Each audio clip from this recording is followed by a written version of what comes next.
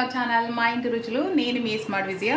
ఈరోజు నేను గుత్తి వంకాయ కర్రీ అయితే చేసి చూపిస్తానండి. గుత్తి వంకాయ కర్రీకి కావాల్సిన పదార్థాలు, తయారీ విధానం ఎలాగో చూద్దాము. ముందుగా వంకాయలు అయితే తీసుకుని ఈ విధంగా అయితే కట్ చేసుకోవాలండి. ఇలా కట్ చేసుకుని ఆల్రెడీ నేను సాల్ట్ వాటర్లో అయితే వేసి ఉంచాను. పల్లీలండి, జీడిపప్పు, కొద్దిగా పచ్చిశనగపప్పు, చిన్న అల్లం ముక్క, అలాగే చిన్న కొబ్బరి ముక్క, వెల్లుల్లి రెబ్బలు, ఇవన్నీ మనకి హోల్ గరం మసాలా అండి. అలాగే కొద్దిగా మెంతులు, ఒక 10 ఎండుమిర్చి, కొద్దిగా ధనియాలు.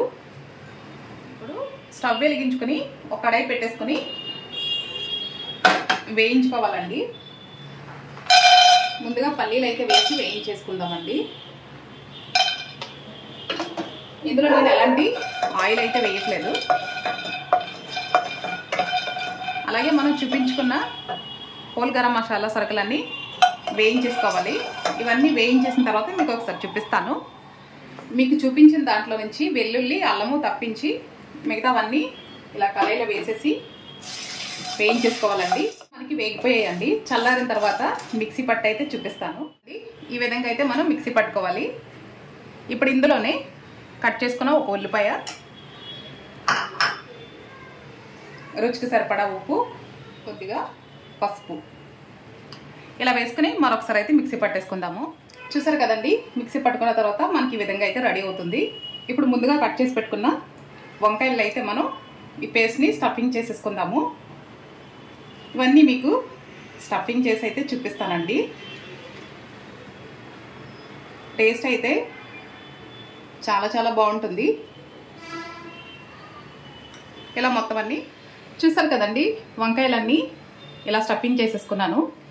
వంకాయలు వేయించుకోవడానికి స్టవ్ వెలిగించుకుని కడాయి పెట్టి కావాల్సిన ఆయిల్ అయితే వేసేసుకున్నానండి.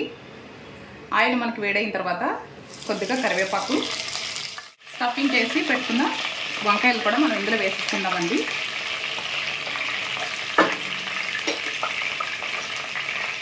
వేసేసుకుని మూత పెట్టి సిమ్లో పెట్టేసి ఒక 10 నిమిషాలు అయితే మగ్గనిద్దామండి.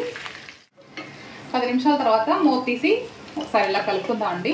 చూసారు కదండి, ఆల్రెడీ మనకి వంకాయలు అయితే మగ్గిపోయాయి.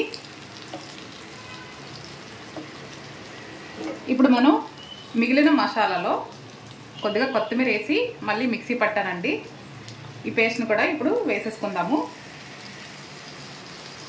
వేసేసుకుని ఒకసారి బాగా కలిపి మరొక 10 నిమిషాలు అయితే మూత పెట్టి ఉడికించేసుకుందామండి. చూసారు కదా ఫ్రెండ్స్, గుత్తి వంకాయ కర్రీ అయితే రెడీ అయిపోయిందండి. చాలా చాలా టేస్టీగా ఉంటుంది. ఈ రెసిపీ మీకు కూడా నచ్చినట్లయితే తప్పకుండా ట్రై చేసి ఎలా వచ్చిందో నాకు కామెంట్ చేయండి. చాలామంది చూస్తున్నారు కానీ నా ఛానల్ సబ్స్క్రైబ్ చేసుకోవట్లేదు. సబ్స్క్రైబ్ చేసుకొని సపోర్ట్ చేయండి. నచ్చితే లైక్ చేయండి, షేర్ చేయండి. నేను స్టవ్ అయితే ఆఫ్ చేసేసుకుంటున్నాను.